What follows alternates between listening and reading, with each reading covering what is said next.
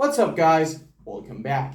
In this video we are going to discuss a very important programming tool that is going to help you have more time efficient workouts, and also it's going to help you to burst through plateaus. I'm talking about beyond failure techniques or advanced intensity techniques.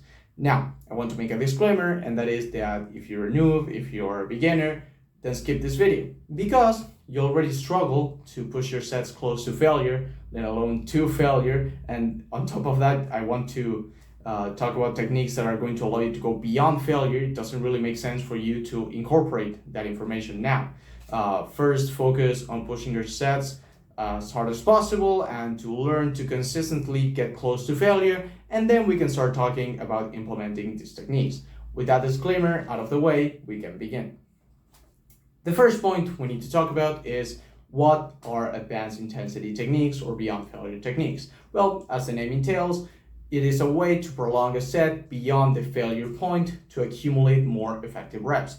As we know, sets are composed of the last 5 reps, if taken to failure, or 0 reps in reserve, which are the most effective, that being the effective reps, and then the rest, depending on the rep range, is going to be the ineffective reps. And although they have that name, they still contribute to your overall tonnage. It's just that they contribute way less in the last 5 reps.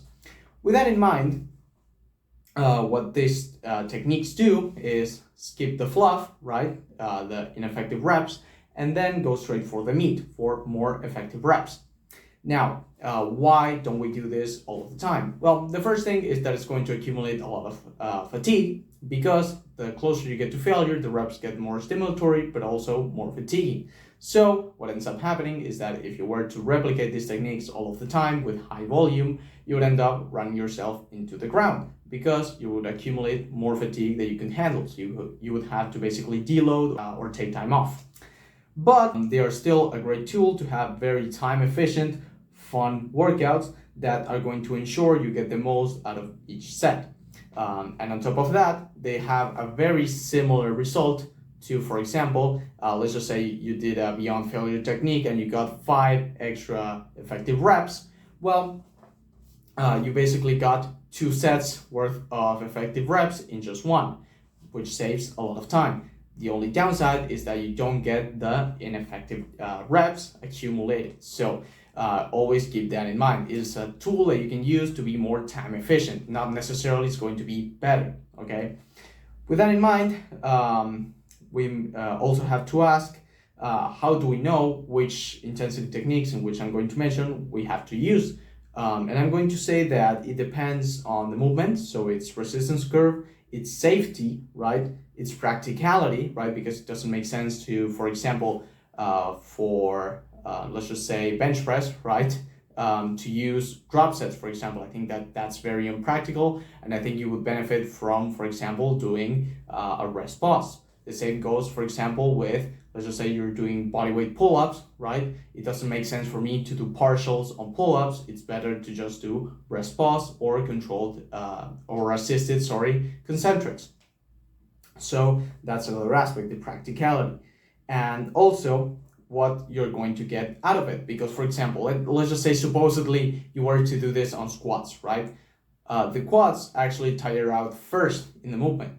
And when you get close to failure, what actually is getting hit right there is the glutes and the hamstrings. The quads are already burnt out. So if you want to grow your quads from regular ass squats, you really wouldn't benefit from advanced intensity techniques. In fact, you would benefit from having reps in reserve.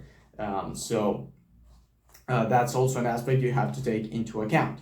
So let's just start discussing the intensity techniques. The first one is going to be my favorite, which is going to be rest pause. So basically the technique of rest pause is you fail at a set, right? Let's just say you do your pull-ups and you do 10 reps and you fail on the next one.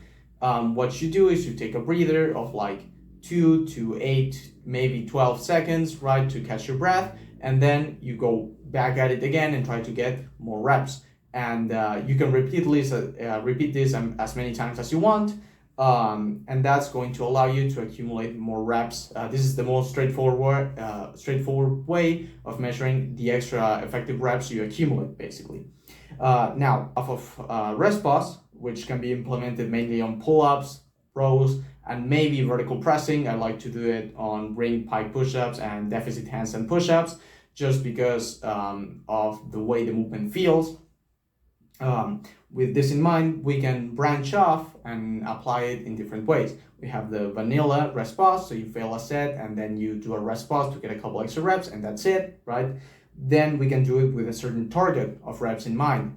For example, something I like to do is what I call a rep goal set, and it works great again for pull-ups. Basically, let's just say you can do 10 pull-ups. Well, you establish a rep goal set of 15 to 20. Let's just say 20 in this case.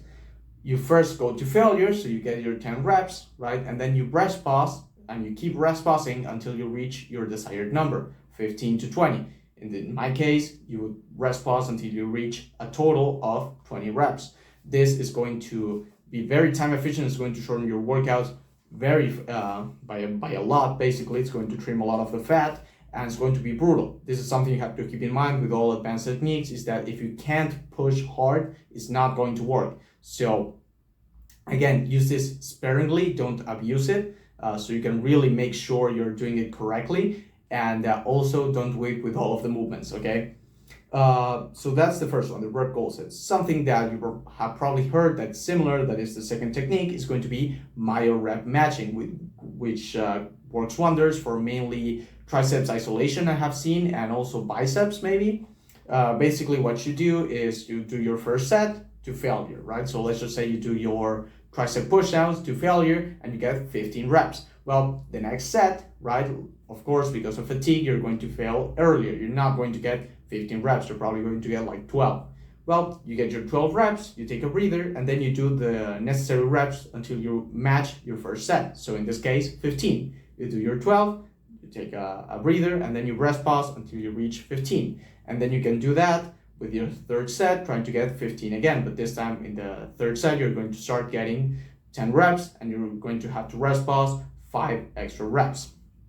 So that's another way of implementing rest pausing. Those 3 methods are very effective, and I highly recommend them. Now, let's move on to the second one, which is going to be partials. This one works great for movements that are going to be concentric focused, like lateral raises, reverse flies, band work, for example, your band pushdowns, band extensions, band curls if you want to, and stuff like that, or rows as well. Your rows are usually concentric focused, so doing partials, if you have a chest supported row, is going to work amazingly, so that's another one. Partials, basically what you do is you reach failure, right? So let's just say you're doing your lateral raises, right? You're doing your lateral raises like this, right?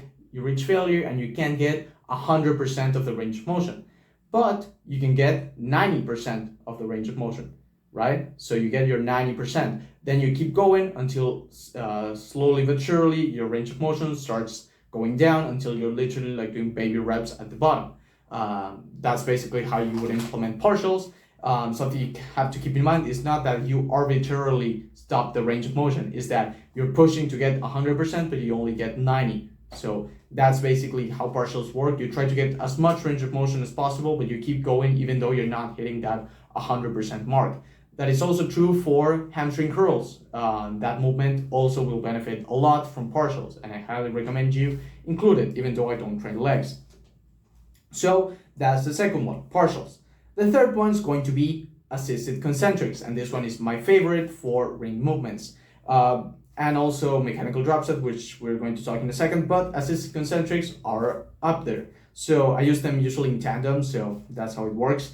And I think it works great for isolation, shrugs, and ring work.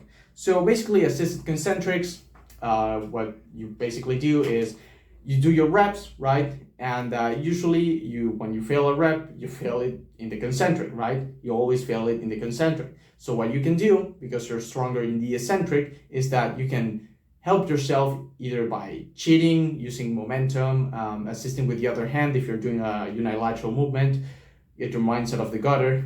Let's just say you're doing your tricep pushdowns, right? And you're like this, you can help yourself with the other hand to finish the rep. And then in the eccentric, you slow it down as much as you can and you control it as much as you can to really stretch the muscle. Because remember, the eccentric is the most important aspect of the rep for muscle growth.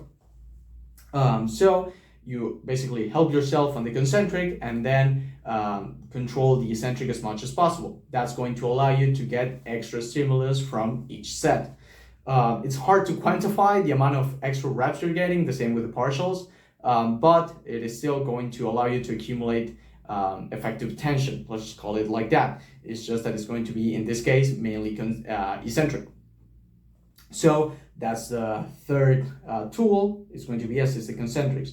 Now we move on to drop sets and mechanical drop sets. The way mechanical drop sets work is that you basically have, for example, drop sets. Regular drop sets is you're moving, let's just say you're bench pressing 225, right? So you bench press 225, you fail the set, right? And you take some weight off. Usually it's like 10% of the weight. You take 10% and then you go back at it again and try to hit as many reps as possible. Then you can repeat this as many times as you want until you're bench pressing an empty bar. This is regular drop set, is the movement stays the same. The only thing that changes is the weight. Then you have mechanical drop set, in which the exercise changes basically because of the leverages. So let's just say you're doing, for example, or range of motion as well. This can be applied for range of motion, leverages, whatever. Let's just say you're doing your pseudo planche push-ups, right? And you go to failure. Then what you can do is lean less forward and put your hands a little bit higher so the movement becomes easier. And then you keep going, and then you keep repeating that, modifying the leverages to make it easier until you're doing kneeling push-ups, for example.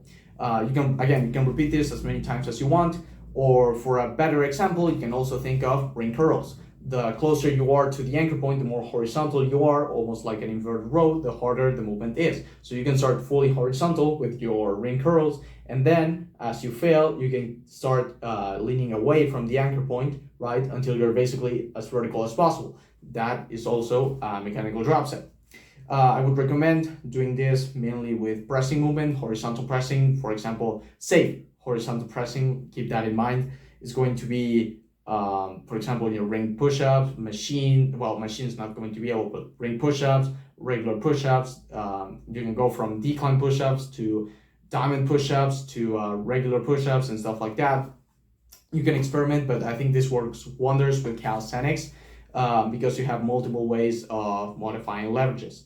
But you could also do it with regular like barbell movements, for example. Basically what you can do is you can do your barbell rows like regular, like to the chest. Then once you fail, you have a closer grip and you pull to your tummy, right? So that's a mechanical drop set. And then what you can do is you can hinge a little bit upwards to make the movement more length and focus, and that's also counts as a mechanical drop set. So you have basically two mechanical drop sets into the set. So that's for drop sets and mechanical drop sets. Then we have what I call lengthened isometrics. Basically, once you fail a set, what you can do is hold that deep bottom stretch position and hold it for as much time as possible. This is something I like to do on ring push-ups with a neutral grip, usually. I like to go to failure, right? Rest, pause a little, and then once I know I'm not getting another rep, pause at the bottom and really let it stretch for a while. And that usually gives you a massive stimulus, and it gives you, basically leaves you with massive TD dumps. So it's a really good way of basically ensuring you squeeze every single last drop of the set. But it's very boring and it's very painful as well because it's an isometric. Then we have what I call same muscle supersets. So it's not technically a mechanical drop set because you can use movements that are basically the same, but it is a good way of like hitting the muscle in different angles and ensuring you're going to failure. But it usually makes sense to do it, for example, with incline, for example, and decline. So what you can try to do is do your incline presses, right? And then you move on to do something that works the lower chest. For example, you could do your incline pressing and then superset that with dips, right? And push that to failure. That way you're hitting mainly the upper chest and the middle chest, and then you hit the lower chest as well. That's a way of integrating it. I'm not a big fan of this way of doing advanced intensity techniques, but some people might enjoy it because of the variation aspect. This is also a beginner's trap. I tend to see that a lot of beginners do these kind of advanced techniques and they get no results. So be aware of this technique. Make sure you're pushing your sets to actual failure. Then we have what I call cluster sets, or what everyone calls cluster sets, which is basically you take a weight you can do for an X amount of reps, and you do sets half of that reps for a specific period of time, with rest time between 15 to 40 seconds. So basically, let's just say we can do 10 pull-ups again. For a cluster set, you would do sets of 5 with 15 to 40 second rest times. And you try to do that in, let's just say, a 5-minute interval. This is a great way of condensating a lot of volume in a small amount of time, because yeah, the first sets are going to be this easy, but as the fatigue kicks in and because of the short rest times, you're going to end up hitting a huge wall of failure very early. So you're going to end up accumulating a shit ton of effective reps as well. So it's a really good way of maximizing quality tonnage accumulation or effective rep accumulation in a very short amount of time. Now, this way of training is very brutal, and again, it's going to accumulate a lot of fatigue, and it can be very taxing on the joints. So don't do it too frequently. Just have it like basically sprinkled in every now and then to just mix things up. I think that's a good way of doing it. And then we have what I call giant sets, which is not the giant set of incorporating more than 2 exercises back to back in your program. What I call giant sets is another thing. Basically is you start with a general compound, right? A movement that is going to target a lot of areas. Let's just say, for example, for the back, which is my most clear example. Let's just say, for example, me on my trap days, what I do is I do a barbell row, which is not only going to target the traps, but also the teres major, the lats, the rhomboids, and so on and so forth, and the erectors as well, because I do them barbell. So then you move on, once you fail at that general movement, you move on to a specific movement for that specific muscle group. So in my case, it's going to be the traps. So what I usually do is I do either my T-bar or my barbell rows to failure. Then what I tend to do is I go on to straight shrugs, right? So I go from barbell rows to barbell shrugs, if you will, and I do them straight. And then on top of that, what you can do is incorporate intensity techniques on top of that. So what I will usually do, again, is barbell rows, straight shrugs. Then I do my cheated shrugs, which are assisted concentrics, if you will. And then I hold for time. So that's a lengthened isometric. I use basically 3 intensity techniques in just one set. And this is amazing because not only do you get to hit your whole back, you also get the benefit of emphasizing the area that you want. So those are the intensity techniques that I know of. Let me know in the comments below if you know another, or if you created yourself another type of intensity technique. Leave me your thoughts in the comments below. And as always, thanks for watching.